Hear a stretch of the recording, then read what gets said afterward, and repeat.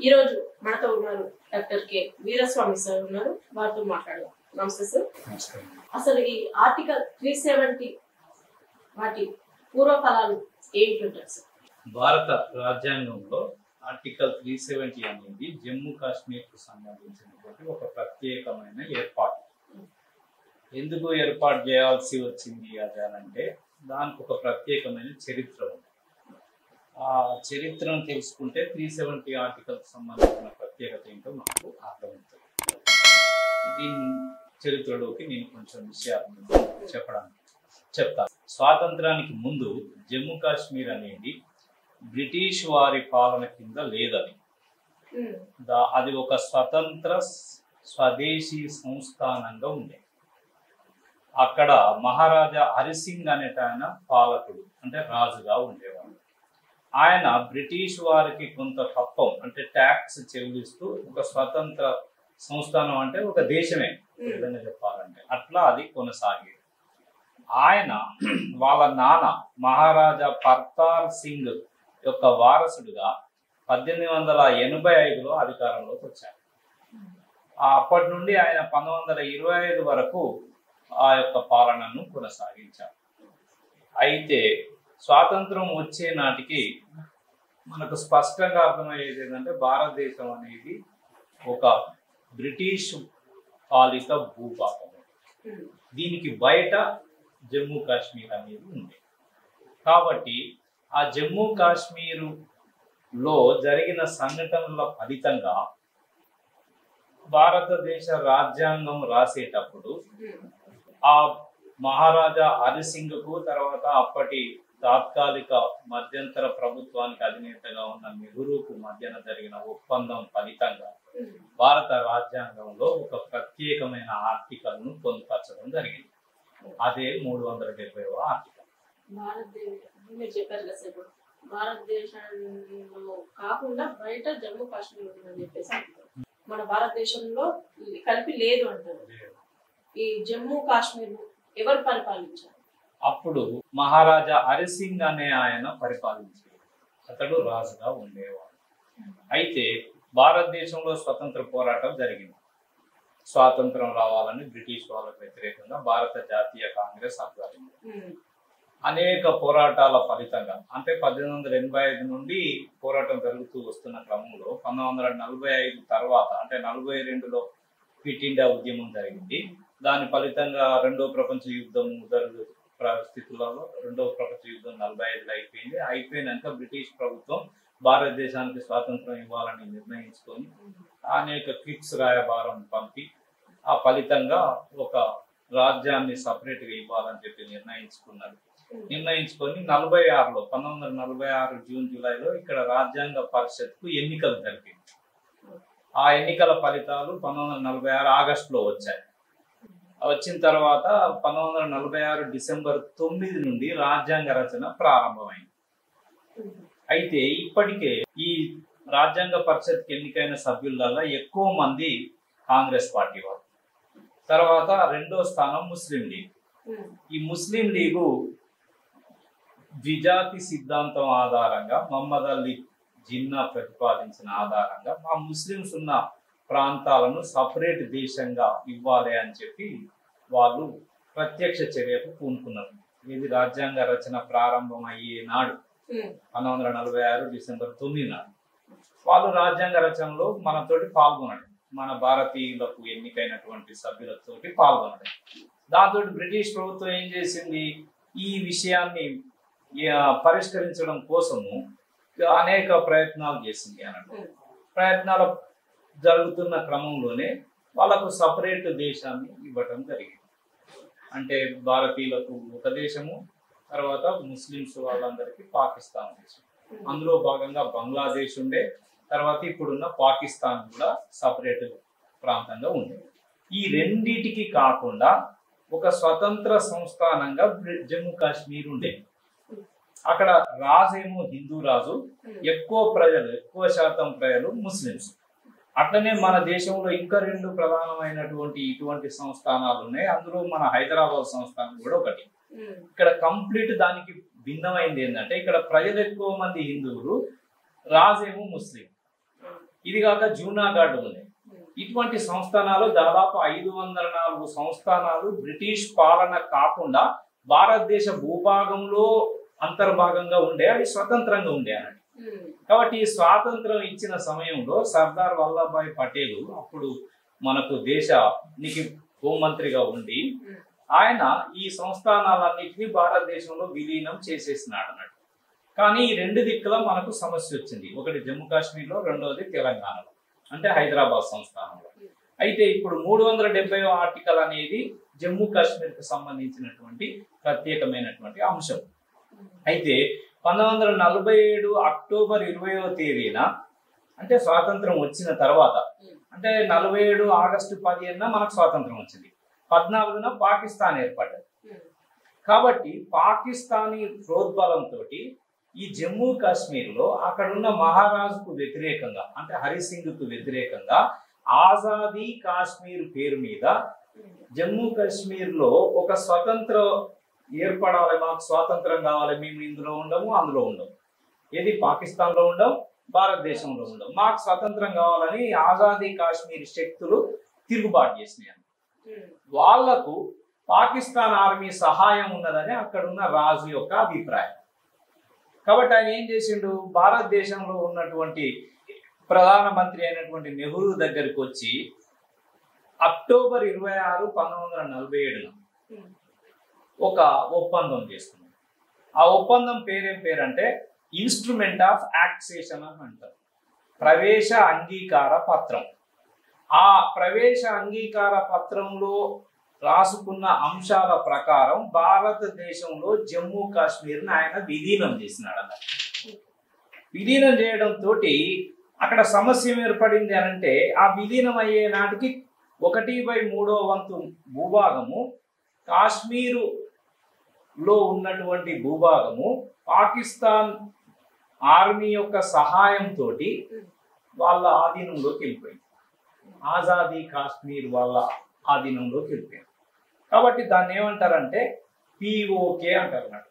అసలు ఈ ఆజాదీ కాశ్మీర్ అంటే పిఓకే అంటే దాని వెరీ గుడ్, దాని అర్థం రైట్.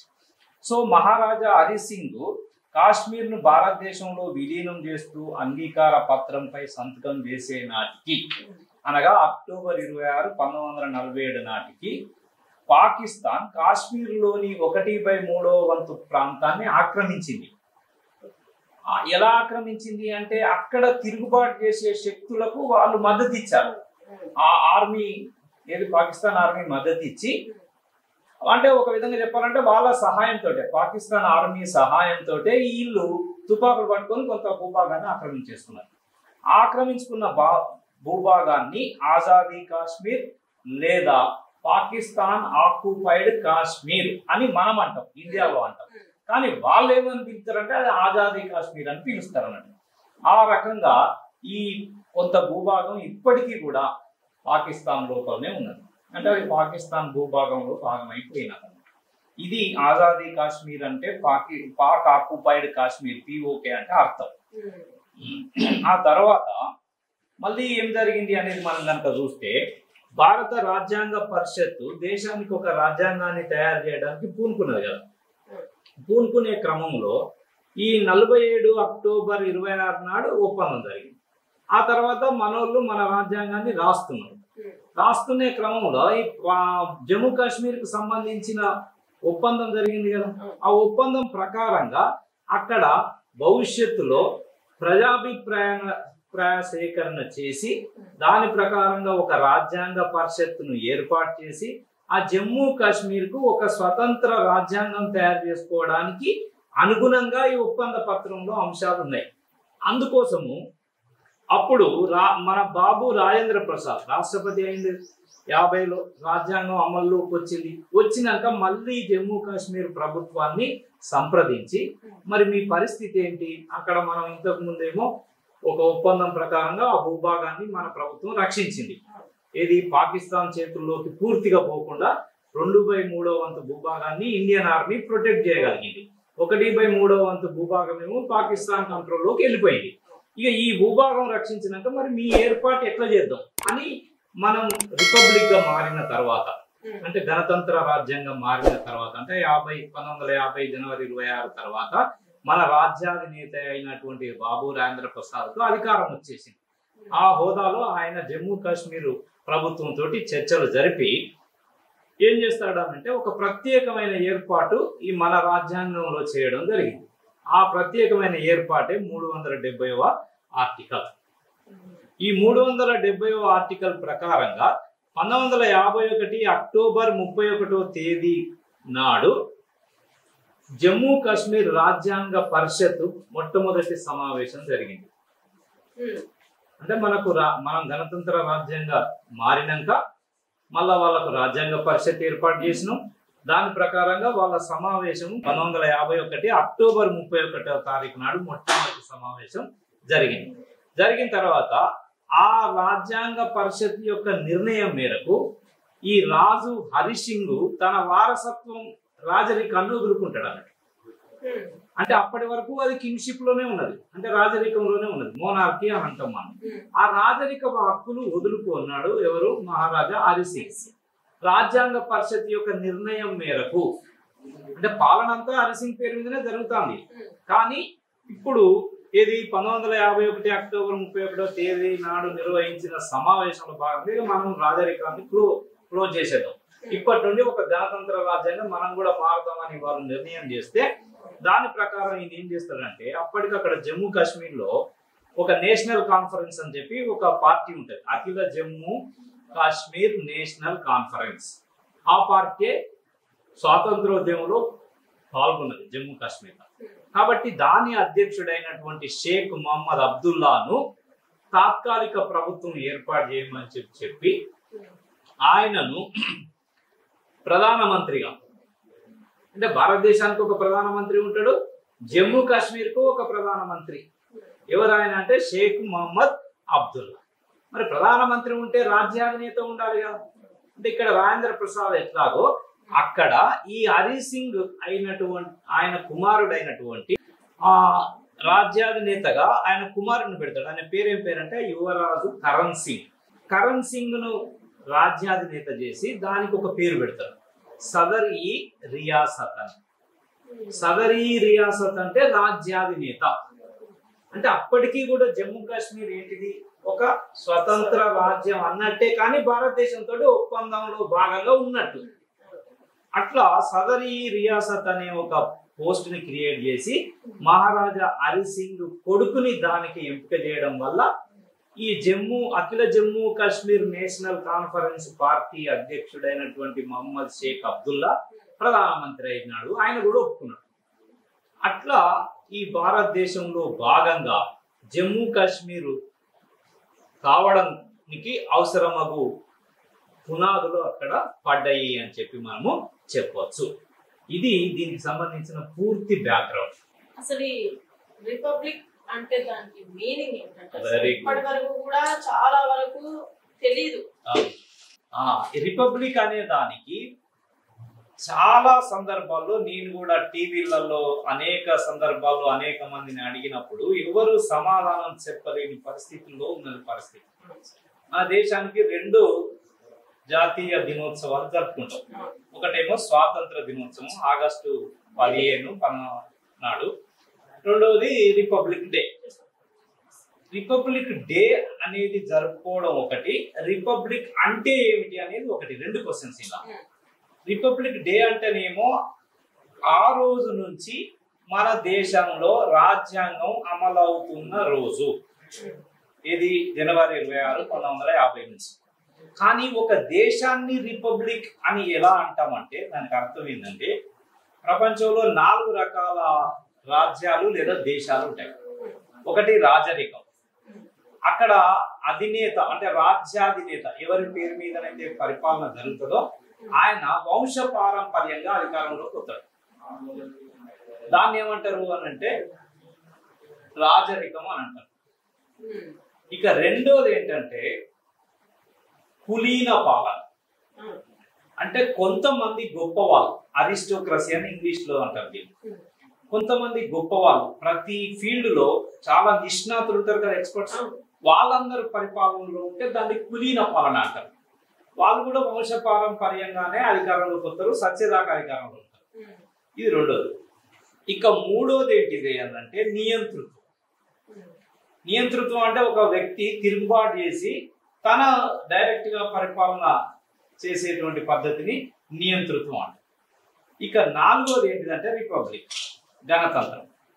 ఈ గణతంత్రం అంటే ఏంటంటే ఏ దేశంలోనైతే రాజ్యాధినేత ఎవరి పేరు మీదనైతే పరిపాలన జరుగుతుందో ఆయన వంశపారంపర్యంగా కాకుండా ఎన్నికల ద్వారా అధికారంలోకి వస్తే అటువంటి దేశాన్ని రిపబ్లిక్ అంటారు. ఇక్కడ ఎన్నిక అనగానే మళ్ళా రెండు రకాలు ఉంటాయి. ఒకటి ప్రత్యక్ష ఎన్నికలు ఉంటాయి, రెండోది పరోక్ష ఎన్నికలు ఉంటాయి. రైట్. మన దేశంలో పరోక్ష ఎన్నిక ద్వారా రాజ్యాధినేత అధికారంలోకి వచ్చినాడు. పరోక్ష ఎన్నిక అంటే ఏంటి అంటే ప్రజలు రాజ్యాంగ పరిషత్ సభ్యులను ఎన్నుకున్నారు. రాజ్యాంగ పరిషత్ సభ్యులందరూ కలిసి రాజ్యాధినేతను ఎన్నుకున్నారు. అంటే డాక్టర్ రాజేంద్ర ప్రసాద్ ను దేశాధినేతగా ఎన్నుకున్నారు. ఆయన పేరు మీద పరిపాలన 26 జనవరి నుండి జరుగుతూ వస్తున్నది రాజ్యాంగబద్ధంగా. కాబట్టి భారతదేశం రిపబ్లిక్. ఆ రోజును రిపబ్లిక్ డే అని అంటారు. ఇది స్పష్టంగా ఎవరైనా గుర్తుపెట్టుకోవాలి. రాజ్యాధినేత ఎన్నిక ద్వారా అధికారంలోకి వచ్చిన దేశాన్ని రిపబ్లిక్ అంటారు. అటువంటి రిపబ్లిక్ మనది 26 జనవరి నుండి అయింది. కాబట్టి మనం ఆ రోజు రిపబ్లిక్ డేగా జరుపుకుంటాం. ఇదండి దానికి సంబంధించి. భారతదేశాన్ని రాష్ట్రాల యూనియన్ అని చెప్పేసి ఎందుకు పేరు పెట్టారు? రైట్. ప్రపంచంలో మనం రాజ్యాంగం రాసుకునే సమయానికి ఒకటి మనకు బ్రిటన్ యొక్క అనుభవం ఉంది. ఇక్కడ వాళ్ళు పెట్టిన వ్యవస్థ ఉంది. ఆ వ్యవస్థ ప్రకారంగా అప్పుడు వాళ్ళు పరిపాలించిన ప్రాంతాలకు ప్రావిన్సులు అని పేరు పెట్టినారు. వాళ్ళ దేశంలో ఉన్నటువంటి ప్రావిన్సులు అంటే ఇప్పుడు మనం వాటిని రాష్ట్రాలు అంటాం. ఓకే. రెండోది ఏంటిది అని అంటే అమెరికా ఉంది. అమెరికా ఒక 13 వలస రాజ్యాలన్నీ కలిసి ఒక దేశంగా 1776లో స్వాతంత్రాన్ని ప్రకటించుకున్నాయి. అది అన్ని కలిసి ఒక ఫెడరేషన్ గా ఏర్పడ్డాయి. సమాఖ్య అని అంటాం. సమాఖ్య దేశానికి బెస్ట్ ఎగ్జాంపుల్ ప్రపంచంలో ఏదంటే అమెరికా. ఇక బ్రిటన్ ఏంటిదంటే ఏకకేంద్ర దేశానికి బెస్ట్ ఎగ్జాంపుల్ అన్నట్టు. ఏకకేంద్ర అంటే యూనిటరీ అంటారు. యూనిటరీ, ఇది ఫెడరల్. ఇవి రెండు పరస్పర వ్యతిరేకమైన రకమైనటువంటి వ్యవస్థ. ఈ రెండు కాకుండా ప్రపంచంలో 3వ ప్రపంచ యుద్ధ సమయంలో ఒక రష్యా అనేటువంటి ఒక దేశం విప్లవం ఆధారంగా అక్కడ పరిపాలన వచ్చేసింది.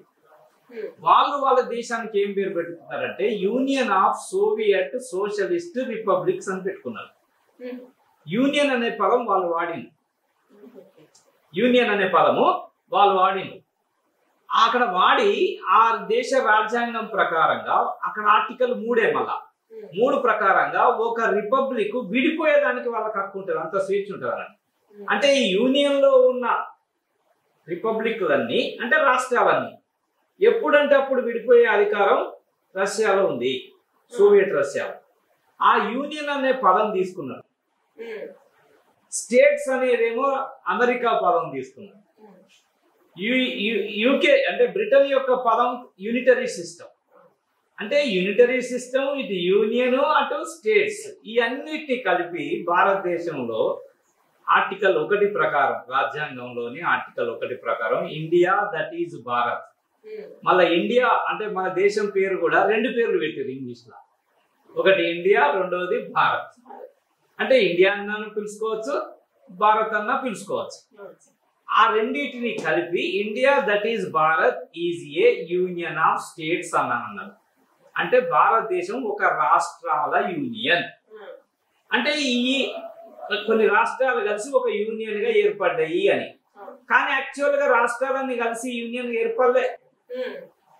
కానీ అటు అమెరికా సంయుక్త రాష్ట్రాలు అని ఫెడరేషన్ సిస్టమ్ కాకుండా, ఇటు సోవియట్ రష్యా రాగా రాష్ట్రాలు విడిపోయేటువంటి స్వతంత్రత కూడా ఇవ్వకుండా బ్రిటన్ యొక్క ఏకకేంద్ర లక్షణాలను తీసుకొచ్చి కలిపి ఒక కొత్త మోడల్ ను భారతదేశంలో నెలకొల్పడం జరిగింది.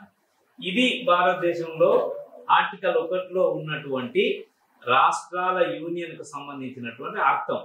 దీన్ని ఎవరు ఎట్లా పడితే అట్లా ఇంటర్ప్రిట్ చేసుకోవడానికి అవకాశం కలుగుతున్నది. ఇక్కడ సమాఖ్య ఉన్నదని కొందరు ఫీల్ అవుతారు, ఈ దేశంలో సమాఖ్య వ్యవస్థ ఉన్నదని. కానీ రాజ్యాంగం రాసినప్పుడు వాళ్ళందరి లక్ష్యం ఒకటే, భిన్నత్వంలో ఏకత్వం. భారతదేశంలో భిన్నత్వం ఉంది, రకరకాల భాషల ప్రజలు, మతాల ప్రజలు, ప్రాంతాల ప్రజలు, అట్లాగే ఇంకా గిరిజన తెగలు, వీళ్ళందరిలో ఒక భారతీయత అనేటువంటి భావాన్ని డెవలప్ చేయడం కోసము సమాఖ్య లక్షణాలు ఇస్తూనే ఏకకేంద్రంగా ఎప్పుడంటప్పుడు మార్చడానికి అనుగుణమైనటువంటి సెటప్ చేయడం జరిగింది. అది మనకు కనబడుతుంది తప్ప, అందుకే ఎక్కడా కూడా సమాఖ్య అనే పదము రాజ్యాంగంలో వాడలే, యూనిటరీ అనే పదం కూడా వాడలే, యూనియన్ అనే పదం వాడినారు. Union government, state government. అందుకోసము మనం యూనియన్ ఆఫ్ స్టేట్స్ అనేది చాలా ప్లాన్డ్ గా పెట్టడం అనేది జరిగింది. ఇది యూనియన్ ఆఫ్ స్టేట్స్ అనే దానికి సంబంధించినటువంటి వివరణ. అసలు మరి రాజ్యాంగాన్ని రచించినప్పుడు ఎన్ని ఆర్టికల్స్ ఉన్నాయంటారు? అప్పుడు ఎన్ని అంటే రచించినప్పుడు ఎన్ని ఆర్టికల్స్ ఉన్నాయి, ఇప్పుడు ఎన్ని ఉన్నాయి? భారతదేశ రాజ్యాంగాన్ని రాసినప్పుడు రాజ్యాంగంలో 394 ఆర్టికల్స్, 22 భాగాలు, రైట్, 17 షెడ్యూళ్లు ఉన్నాయి. కాలక్రమంలో ఆ ఆర్టికల్స్ సంఖ్య పెరిగి ఇప్పుడు 454 ఆర్టికల్స్ గా, తర్వాత షెడ్యూల్స్ ను కూడా, తర్వాత పార్ట్స్ ను కూడా పెంచుకుంటూ పోవడం అనేది జరిగింది. ఇది రాజ్యాంగానికి సంబంధించినటువంటి అక్యురేట్ నంబర్. మనం కనుక కొద్దిగా చూడాలంటే ఒక్కొక్కసారి ఇప్పుడు మనం గూగుల్ మీద డిపెండ్ కావాల్సిన పరిస్థితి వస్తుంది. ఎందుకంటే రాజ్యాంగ సవరణలు చేసి ఆర్టికల్స్ పెట్టడం, తీసేయటము, ఇట్లాంటివన్నీ కూడా అప్ టు డేట్ అవుతా ఉంటాయి. కాబట్టి ఆ నంబర్ ని మనం ఎప్పుడైనా ఈ పక్కా సమాచారం తీసుకోవడానికి మనం దీన్ని వాడితే తప్పేమీ లేదు. 370 ఆర్టికల్ లో భాగమైన జమ్మూ కాశ్మీర్ రాజ్యంలో ఎన్ని ఆర్టికల్స్ ఉన్నాయండి? Very good. 1957 జనవరి 26వ తేదీ నుండి జమ్మూ కాశ్మీర్ కు సంబంధించి 370వ ఆర్టికల్ ప్రకారంగా ఏర్పడ్డ ఒక రాజ్యాంగంలో 158 ఆర్టికల్స్ ఉన్నాయి. అందులో 13 భాగాలు, 7 షెడ్యూళ్లు ఉన్నాయి. అంటే అదొక చిన్న రాజ్యాంగం. ఈ కాన్సెప్ట్ కూడా ఎక్కడిది అని మనం చూస్తే అది అమెరికా యొక్క కాన్సెప్ట్. అమెరికాలో ప్రతి రాష్ట్రానికి ఒక స్వంత రాజ్యాంగం ఉంటది. ఆ లెక్కన జమ్మూ కాశ్మీర్ కూడా ఒక సొంత రాజ్యాంగం రాసుకోవడానికి పర్మిషన్ ఇచ్చినారు రాజ్యాంగ పరిషత్. అట్లా మనకు నిజానికి చెప్పాలంటే మన దేశంలో ఉన్న వివిధ రాష్ట్రాలు కూడా అనేక డిఫరెన్సెస్ తోటి ఉన్నాయి. కాబట్టి మనం ప్రతి రాష్ట్రానికి ఒక రాజ్యాంగాన్ని సపరేట్ గా ఏర్పాటు చేసుకోవడానికి పర్మిషన్ ఇచ్చి, ఇది మొత్తం ట్రూ ఫెడరల్ అంటే అమెరికా లాంటి ఫెడరల్ సిస్టమ్ ఇక్కడ ఏర్పాటు చేయవచ్చు. చేసి కేంద్రము కొన్ని ముఖ్యమైనటువంటి అంశాల మీదనే పవర్ ఉంచుకొని ఆపరేట్ చేయవచ్చు. అట్లా మనకు దేశంలో అనేక సందర్భాల్లో ఉద్యమాలు వచ్చినాయి. కానీ ప్రతి సందర్భంలో కూడా ఈ రాష్ట్రాల యొక్క హక్కుల్ని హరించి వేయబడుతున్నాయి అనేది చర్చ జరుగుతూ ఉంది. కానీ కాలక్రమంలో అడ్జస్ట్ అయిపోతున్న పరిస్థితులు కూడా మనం చూడొచ్చు. ఇది ఆ జమ్మూ కాశ్మీర్ రాజ్యాంగానికి సంబంధించినటువంటి ఆర్టికల్స్ మరియు మిగతా అంశాలు. 158 ఆర్టికల్స్, 13 భాగాలు, 7 షెడ్యూళ్లతో ఉండే. జమ్మూ కాశ్మీర్ కు మధ్య భారత ప్రభుత్వం మధ్య రెండవసారి ఒప్పందం ఎప్పుడు జరిగింది, ఆ తర్వాత ఏం జరిగింది? రాజ్యాంగం మనది అమల్లోకి వచ్చినాక, వాళ్ళ 370 ఆర్టికల్ ప్రకారం వాళ్ళ రాజ్యాంగం అమల్లోకి వచ్చినాక మనం చూస్తే 1957లో వాళ్ళకు రాజ్యాంగం 57లో జనవరి 26వ తారీఖు నుండి అమల్లోకి వచ్చింది. అప్పటి నుండి అక్కడ ఒక ప్రభుత్వం ఏర్పడ్డది. అక్కడ ప్రభుత్వానికి 6 సంవత్సరాలు, మన దేశం మొత్తంలో 5 సంవత్సరాలకు ఒకసారి ఎన్నికలు జరిగితే వాళ్ళ రాజ్యాంగ పరిషత్ ప్రకారం 6 సంవత్సరాలకు ఒకసారి ఎన్నికలు. తర్వాత రెండోది ఏంటిదంటే వాళ్ళ రాష్ట్రానికి సపరేట్ ఒక జెండా కూడా ఉంటది. మన భారతదేశపు జెండా కూడా పక్కన ఉండేది. అంటే అంత స్వతంత్రత ఇవ్వటానికి రాజ్యాంగ పరిషత్ అనుమతించింది అప్పుడు. అయితే తర్వాత ఏమైందంటే కంప్లీట్ గా ఆ రాష్ట్రంలో ఎన్నికలు టైం ప్రకారం జరగకుండా నెగ్లిజెన్స్ చేసుకుంటూ వచ్చినారు. వచ్చేటువంటి క్రమంలో 1975లో ఇందిరాగాంధీ ప్రభుత్వానికి జమ్మూ కాశ్మీర్ ప్రభుత్వానికి మధ్యన ఒక ఒప్పందం జరిగింది. ఆ ఒప్పందంలో భాగంగా జమ్మూ కాశ్మీర్ ప్రభుత్వము అంతకుముందు ఏదైతే నెహ్రూకు మహారాజా హరి సింగ్ కు మధ్యన జరిగినటువంటి ఒప్పందంలో పేర్కొన్న అంశం ఇది ఇన్స్ట్రుమెంట్ ఆఫ్ యాక్సెషన్ లో పేర్కొన్న అంశం ఏంటంటే ప్రజాభిప్రాయ సేకరణ ప్రకారంగా జమ్మూ కాశ్మీర్ లో ఏదైనా జరగాలి అనేటువంటి ఏదైతే వర్డ్ ఉన్నదో ఆ వర్డ్ ని ఈ ఇందిరాగాంధీ తోటి చేసుకున్న 1975 ఒప్పందంలో తీసేయడం జరిగింది. ఇంకా ప్రజాభిప్రాయం ఏంది, ప్రభుత్వం ఏర్పడుతూనే ఉండే, 6 ఏళ్లకోసారి ఎన్నికలు జరుగుతూనే ఉండే, దాని ప్రకారం పాలన జరుగుతూనే ఉండే, కాబట్టి ఇక ప్రజాభిప్రాయ సేకరణ అనేటువంటి పదం ఉండాల్సిన అవసరం లేదు అని.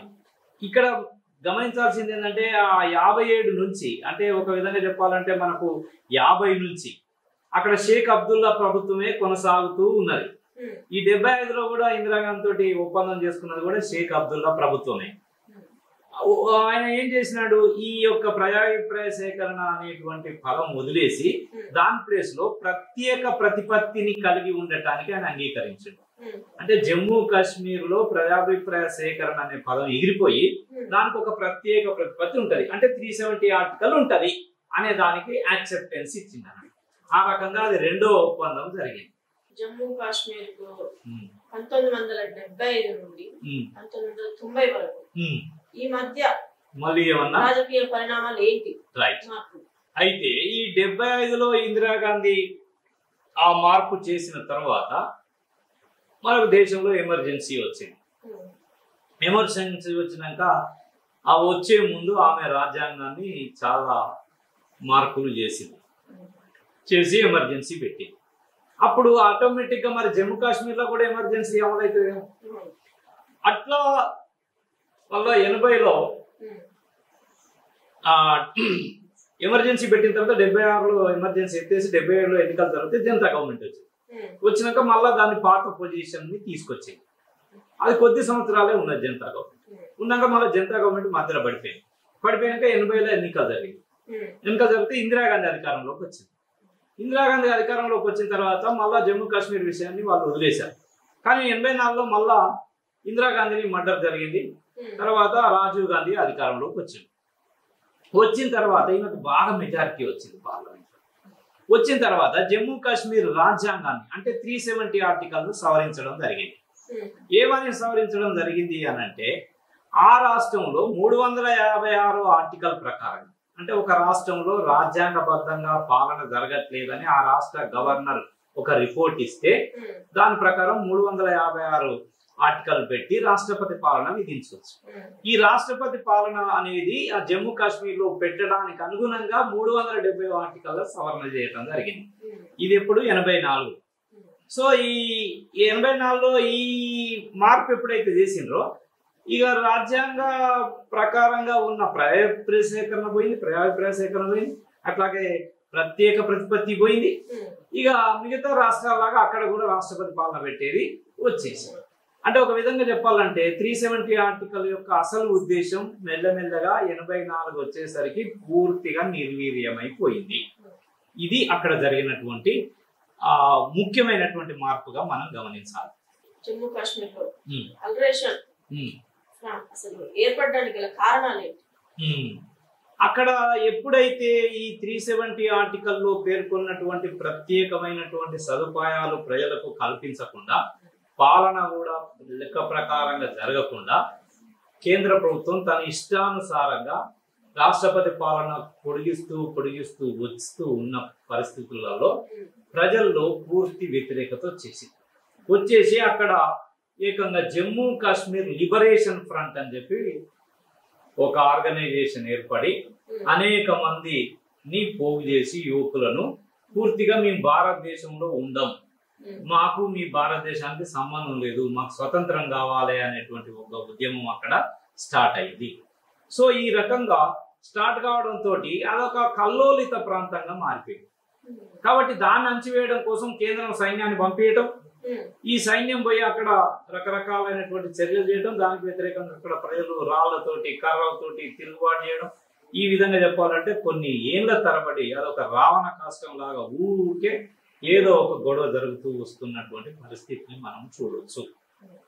ఇది పూర్తిగా కేంద్ర ప్రభుత్వం యొక్క నిర్లక్ష్యమే అని చెప్పి మనం చెప్పవచ్చు. అప్పటి నుండి ఇక్కడ జమ్మూ కాశ్మీర్కి ఇచ్చినటువంటి ప్రత్యేకమైనటువంటి సౌకర్యాలు కల్పిస్తూ అక్కడ పాలన కూడా పద్ధతి ప్రకారంగా జరిగి ఆ రాష్ట్ర అభివృద్ధి కోసం చర్యలు తీసుకుంటే అక్కడ ఉన్నటువంటి ప్రజల్లో ఇట్లాంటివి రాకపో. తర్వాత ఏమైపోయింది, అక్కడ పండిట్లు వేరు వేరు ప్రాంతాల నుంచి వచ్చి అక్కడ సెటిల్ అయితే ఈ పండిట్లకు వ్యతిరేకంగా అక్కడ ఉన్న లోకల్ ముస్లింస్ వాళ్ళను పోయటం, వాళ్ళు అక్కడ నుండి వెళ్ళిపోవటం, ఈ పండిట్ల రక్షణ కోసం కేంద్ర ప్రభుత్వంలో ఉన్న కొన్ని పార్టీలు సపోర్ట్ చేయటం, ఇట్లా ఈ మొత్తం రాజకీయం అంతా ముస్లింస్ తర్వాత యాంటీ ముస్లింస్ అంటే హిందూస్ ఈ విధంగా మతపరమైన రంగును పులుముతున్నది. ఇది ఇప్పుడు ఉన్నటువంటి పరిస్థితిని మనం దృష్టిలో పెట్టుకుంటే అర్థం చేసుకోవచ్చు.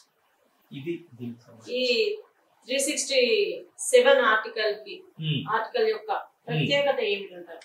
రైట్, ఈ 370 ఆర్టికల్ కు సంబంధించినటువంటి దాన్ని అమలు చేయాలని అంటే 367లో రాజ్యాంగాన్ని ఏ విధంగా అర్థం చేసుకోవాలి, తర్వాత నిర్వచనాలు ఏంటిది, దాన్ని అన్వయించే పద్ధతి ఏంటిది అంటే 370 ఆర్టికల్ కు సంబంధించిన వివరాలన్నీ 367లో ఉన్నాయన్నమాట. ఈ 367లో పేర్కొన్న దాని ప్రకారంగా జమ్మూ కాశ్మీర్ రాజ్యాంగ పరిషత్తు అంటే దాని విధాన సభ, ఆ విధాన సభ తీర్మానం చేస్తే ఆ విధాన సభ ప్రకారంగా కేంద్రం చర్యలు తీసుకోవాలి అని అర్థం. ఈ విషయాన్ని 367 ఆర్టికల్లో క్లియర్ గా పొందుపరచడం జరిగింది. అంటే ఆ రాష్ట్ర స్వయం ప్రతిపత్తిని రద్దు చేయాలన్నా కూడా ఆ 367 ఆర్టికల్ ప్రకారంగా ఆ రాష్ట్ర శాసనసభ తీర్మానం చేయాలి. ఇది 367లో క్లియర్ గా పేర్కొనడం జరిగింది. కానీ ఇటీవలి కాలంలో కేంద్రము 370 రద్దు చేసినప్పుడు అంటే 2019లో రద్దు చేయడం జరిగింది. అక్కడ టెక్నికల్ గా చూస్తే రాష్ట్ర శాసనసభ లేదు, అంటే అక్కడ రాజ్యాంగ పరిషత్తు లేదు, అది కేంద్రం పాలనలో కొనసాగుతూ ఉంది. అంటే 356 ప్రకారంగా రాష్ట్రపతి పాలనలో ఉంది. రాష్ట్రపతి పాలనలో ఉన్నప్పుడు మరి ఆ రాష్ట్రానికి సంబంధించినటువంటి ప్రత్యేక ప్రతిపత్తి కలిగినటువంటి 370 ఆర్టికల్ను రద్దు చేయాలంటే ఏ విధంగా రద్దు చేయాలనేటువంటి ప్రశ్న ఉత్పన్నమైంది. అటువంటప్పుడు మనం 367 ఆర్టికల్ను గమనిస్తే ఆ రాష్ట్రంలో రాష్ట్ర శాసనసభ ఉన్నప్పుడే అది సిఫారసు చేస్తేనే 370 ఆర్టికల్ను రద్దు చేయడానికి కేంద్రానికి అధికారం ఉంటది అని అర్థం చేసుకోవాలి. కానీ ఈ 2019లో జరిగినటువంటి పరిస్థితి ఏంటంటే కేంద్రం తనకు పూర్తిగా మెజారిటీ ఉన్నదని చెప్పి ఆగస్టు 5వ తారీఖు నాడు లోక్సభలో 6వ తారీఖున రాజ్యసభలో ఒకే రోజులో లోక్సభలో పెట్టింది, రాజ్యసభలో పెట్టి 2009 నాడు ఆ బిల్లును పాస్ చేశారు. పాస్ చేసినాక రాష్ట్రపతికి పంపారు. 2 రోజులలో రాష్ట్రపతి ఆమోద ముద్ర పడింది. అంటే 2019 ఆగస్టు 9వ నాడు రాష్ట్రపతి ఆమోద ముద్ర వేయడంతో అది 370 రద్దయినాక పరిస్థితి ఏంది అని అంటే ఆ జమ్మూ కాశ్మీర్ రాష్ట్రాన్ని 2 భాగాలుగా విభజించారు, 2 కేంద్ర పాలిత ప్రాంతాలు చేశారు. ఒకటేమో శాసనసభ ఉండేటువంటి కేంద్ర పాలిత ప్రాంతంగా జమ్మూ కాశ్మీర్ను, శాసనసభ లేనటువంటి కేంద్ర పాలిత ప్రాంతంగా లద్దాఖ్ను డివైడ్ చేశారు. డివైడ్ చేసిన ఫలితంగా చాలా మంది సుప్రీంకోర్టుకి వెళ్ళడం జరిగింది. సో సుప్రీంకోర్టుకి వెళ్ళిన సందర్భంలో ఇదే చర్చ వచ్చింది. ఏంటిది అంటే 370 ఆర్టికల్ను రద్దు చేయాలంటే 367 ఆర్టికల్ ప్రకారంగా ఆ రాష్ట్రంలో ఉన్నటువంటి శాసనసభ సిఫారసు మేరకే రద్దు చేయాలి కదా అనేది ఒక ఆర్గ్యుమెంట్. కానీ కేంద్రం యొక్క ఆర్గ్యుమెంట్ ఏంటి, ఆ రద్దు చేసే నాటికి అక్కడ రాష్ట్ర శాసనసభ లేదు, మేము రాజ్యాంగం ప్రకారం ఓకే, ఆర్టికల్ 370 రద్దు చేయడానికి మాకు అధికారం ఉంది. ఒక రాష్ట్రం యొక్క సరిహద్దుల మార్పు, పేర్ల మార్పు, వీటికి సంబంధించినటువంటి అధికారం ఆర్టికల్ 3 ప్రకారంగా కేంద్రానికి ఉన్నది. ఆర్టికల్ 3 ప్రకారంగా కేంద్రానికి ఉన్నది. అంటే ఒక రాష్ట్రాన్ని ఏర్పాటు చేయొచ్చు, 2 రాష్ట్రాలను కలపొచ్చు, దాని సరిహద్దులు మార్చొచ్చు, పేర్లు మార్చొచ్చు, ఇంకేమైనా చేయొచ్చు. మేము కూడా రాజ్యాంగం ప్రకారమే చేసినాం కదా. మరి ఆ సమయంలో అక్కడ శాసనసభ లేదు. లేనప్పుడు దేన్ని పరిగణలోకి తీసుకోవాలి అంటే రాష్ట్రపతి పాలన ప్రకారం అక్కడ ఉన్న గవర్నర్ యొక్క రిపోర్టుని లేదా ఆయన యొక్క అభిప్రాయాన్ని పరిగణలోకి తీసుకోవాలి. దాన్ని తీసుకున్నాం, మేము చేసేసినాం అని చెప్తే మనకు సుప్రీంకోర్టు కూడా డిసెంబర్ 11, 2023 నాడు కేంద్రం ఏదైతే 370 ఆర్టికల్ ను రద్దు చేసిందో అది కరెక్టే అని తీర్పు చెప్పడం జరిగింది. సో దీంతో మనకు అర్థమయ్యేది ఏంటంటే ఇప్పుడు జమ్మూ కాశ్మీర్లో పాత జమ్మూ కాశ్మీర్ లేదు. ఒకటి జమ్మూ కాశ్మీర్, రెండోది లద్దాఖ్ అని 2 వేరు కేంద్రపాలిత ప్రాంతాలు ఉన్నాయి. ఈ చట్టం ప్రకారంగా మనం చూస్తే 107 మందితోటి జమ్మూ కాశ్మీర్కి ఒక విధాన సభ ఉంటది. అట్లాగే లద్దాఖ్ ఏమో ఆ విధాన సభ లేని ఒక కేంద్రపాలిత ప్రాంతంగా ఉంటది. అందులో 24 స్థానాలు పాకిస్తాన్ ఆక్రమించిన కాశ్మీర్ కు కూడా అలాట్ చేయడం జరిగింది. అంటే రేపు ఫ్యూచర్ లో ఎన్నడైనా పాకిస్తాన్ కింద ఉన్నటువంటి భూభాగాన్ని జమ్మూ కాశ్మీర్ అటాచ్ చేస్తూ భారతదేశము దాంట్లో కలిపేయచ్చు. అక్కడ 24 అసెంబ్లీ స్థానాలను కూడా యాడ్ చేయడం జరిగింది.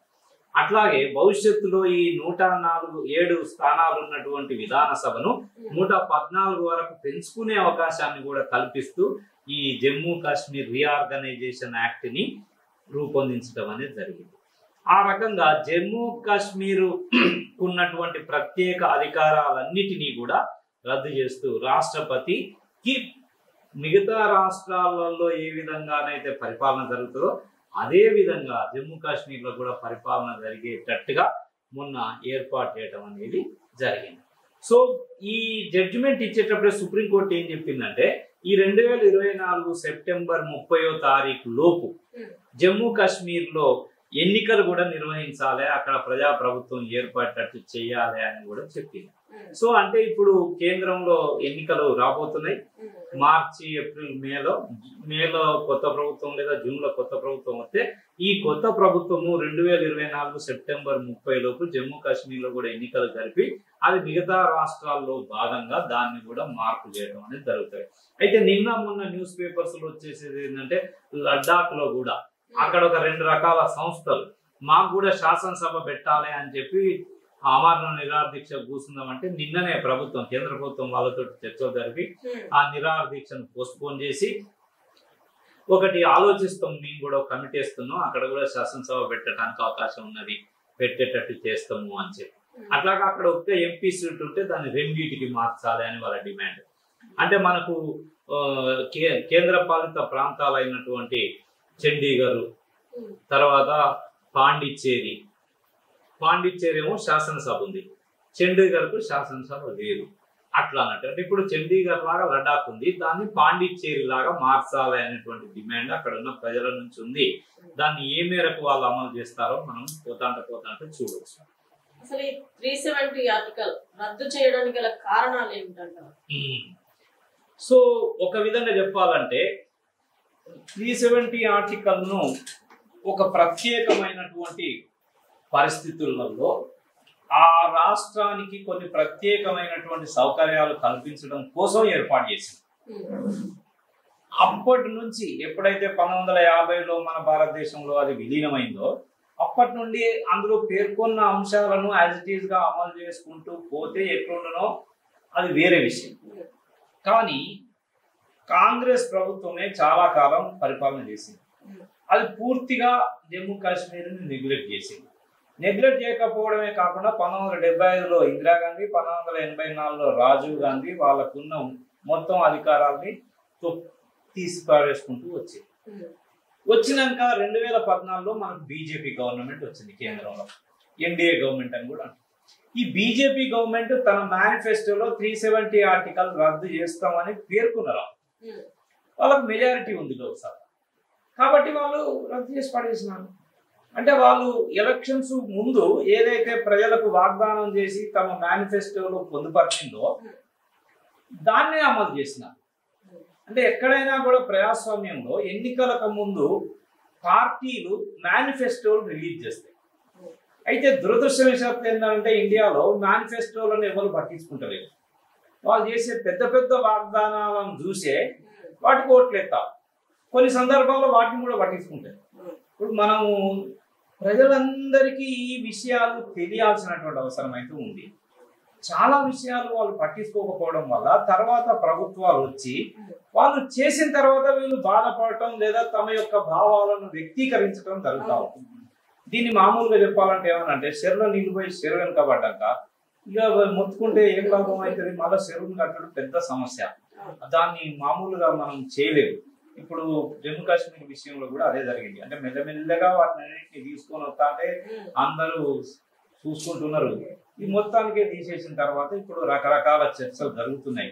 కానీ రేపు సపోజ్ ఉదాహరణ చెప్తున్నా, కాంగ్రెస్ గవర్నమెంట్ వచ్చినా కూడా మళ్ళీ 370 ఆర్టికల్ మాత్రం రిటైన్ చేయలేదు. అంటే మళ్ళీ తీసుకొచ్చి పెట్టలేదు. అది వాళ్ళు కూడా ఆ మాట మాట్లాడతలేదు రాజకీయంగా కూడా.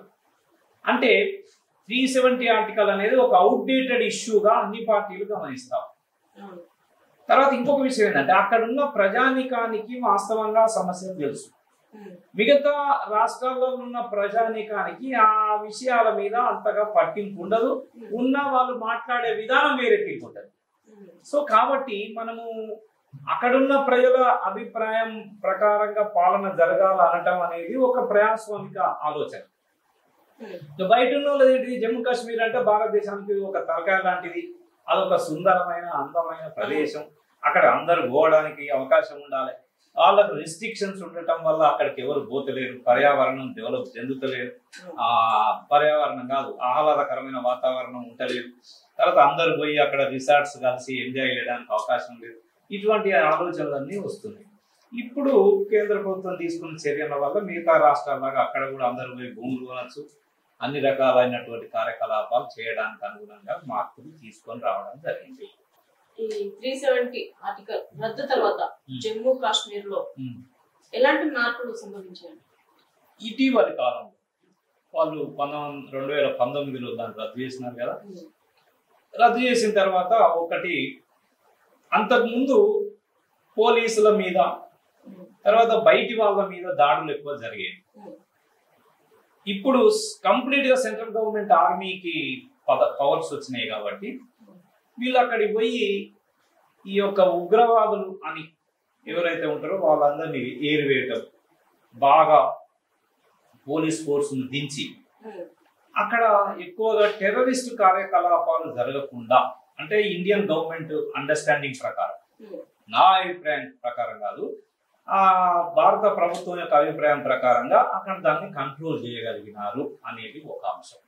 తర్వాత రెండోది ఏంటిది, ఆ బీజేపీ గవర్నమెంట్ డైరెక్ట్ గా యంగ్స్టర్స్ చేతులు, యూత్ చేతిలో గన్స్ కాదు, వాళ్ళ దగ్గర పెన్స్ ఉండాలి, తర్వాత ఈ సెల్ ఫోన్లు ఉండాలి.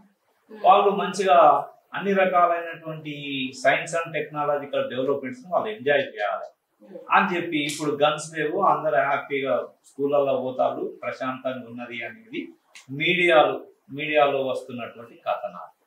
అయితే వాస్తవంగా మనం అక్కడ ఉన్న నిజంగా ప్రజల మనసులో ఏమున్నది అనేది చూస్తే ఈ 2019లో అది ఇక్కడ కలిపిన తర్వాత, భారతదేశంలో కంప్లీట్ గా కలిసిపోయిన తర్వాత, అంటే 370 రద్దయిన తర్వాత అక్కడ ఎన్నికలు జరిగితే ప్రజల యొక్క అభిప్రాయం ఎలా ఉంది అంటే 370కి అనుకూలంగా ఉన్నదా, 370కి వ్యతిరేకంగా ఉన్నదా అని తేలిపోతుంది. ఇప్పుడు పార్లమెంట్ ఎన్నికలు దేశం మొత్తంతో పాటు అక్కడ కూడా జరిగితే అక్కడ 6 స్థానాలు ఉన్నాయి జమ్మూ కాశ్మీర్ ఎంపీ స్థానాలు. ఈ 6 స్థానాలు కాంగ్రెస్ వస్తాయా లేదా బీజేపీకి వస్తాయా, లేదంటే అక్కడ ప్రాంతీయ పార్టీలు ఉన్నాయి, 2 పార్టీలు ఉన్నాయి ప్రధానమైన, వాళ్ళకు సీట్లు వస్తాయా. ఇవి కాకుండా ఇంకొక ఆర్గ్యుమెంట్, ఎన్నికలను బహిష్కరించనే బ్యాచ్ ఒకటి ఉంది, వాళ్ళకు సపోర్ట్ వస్తుందా, ఎంత శాతం ఓట్లు పోలైతే. ఈ అన్ని అంశాలను బట్టి ఒక విధంగా చెప్పాలంటే గతంలో ఉన్నంత భయానక పరిస్థితులు ఇప్పుడు జమ్మూ కాశ్మీర్లో లేవు అనేది మనకు వస్తున్నటువంటి మీడియా సమాచారంగా మనం భావించవచ్చు. ఇవి అక్కడ జరిగినటువంటి మార్పుల మీద నా అభిప్రాయం. ఈ 370 ఆర్టికల్ కనుక మల్టీ స్పెషాలిటీ మన ఈ మల్టీనేషనల్ కంపెనీల ప్రమేయం ఉందా? ఎస్, ఇది చాలా ముఖ్యమైనటువంటి ప్రశ్న. ప్రపంచంలో 1990 తర్వాత ఎప్పుడైతే సోవియట్ రష్యా విచ్ఛిన్నమైపోయిందో ప్రపంచం అంతా గ్లోబలైజేషన్ అంటారు, ప్రపంచీకరణ వైపు వెళ్ళిపోయింది. ఈ ప్రపంచీకరణలో ముఖ్యమైన అంశం ఏంటంటే ఎక్కడైతే ప్రభుత్వ రంగం ఉంటుందో ఆ ప్రభుత్వ రంగాన్ని నిర్వీర్యం చేస్తూ దాన్ని ప్రైవేటైజేషన్ చేయడం, అది జరుగుతూ ఉంది. రెండవది అక్కడ ఉన్నటువంటి స్ట్రిక్ట్ రూల్స్ ను లిబరల్ చేయటం, ఉదారవాదం అని అంటారు దాన్ని, అంటే సరళీకరణ చేయటం, రూల్స్ అన్నిటినీ సరళీకరణ చేయటం, ఇవన్నీ వ్యవస్థా పరంగా జరుగుతూ ఉన్నాయి. ఇక మూడోది ఏంటిదంటే ఈ దేశాలన్నిటికీ బహుళ జాతి సంస్థలు, మీరు చెప్పిన పదానికి తెలుగులో అర్థం మల్టీనేషనల్ కార్పొరేషన్స్ అంటే బహుళ జాతీయ సంస్థలు. ఈ బహుళ జాతీయ సంస్థల యొక్క లక్షణం ఏంటంటే వీళ్ళు పెట్టుబడిదారులందరూ కూడా ఒక గుంపుగా ఒక టీముగా ఏర్పడి అనేక దేశాల వాళ్ళు మాట వీళ్ళు ఏం చేస్తారు, అన్ని దేశాలలో వాళ్ళ దేశాలలో ఉన్నటువంటి పెట్టుబడులతో పాటు కొత్త దేశాలకు కూడా వెళ్తారు. అట్లా భారతదేశంలో కూడా ఒక మంచి అందమైన ప్రదేశము, పర్యాటకంగా బాగా లాభాలు వచ్చేటువంటి ప్రదేశము, అంతేకాకుండా యాపిల్ ప్రపంచంలోనే పేరుగాంచిన యాపిల్ పండేటువంటి ప్రదేశము, ఇంకా అనేకమైన ఉత్పత్తులు ఉన్నాయి అక్కడ. అటువంటి ఉత్పత్తుల మీద ఖచ్చితంగా బహుళజాతీయ సంస్థల యొక్క కళ్ళు బడి ఉండి ఉంటాయి.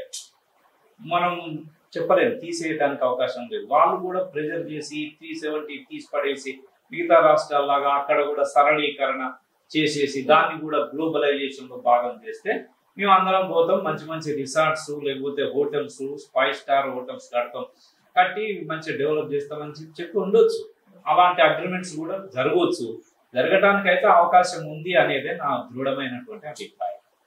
కాబట్టి ఖచ్చితంగా దీని వెనకాల మల్టీనేషనల్ కంపెనీస్ యొక్క హస్తాలు ఉండి ఉంటాయి అనేది నాకున్నటువంటి అభిప్రాయం.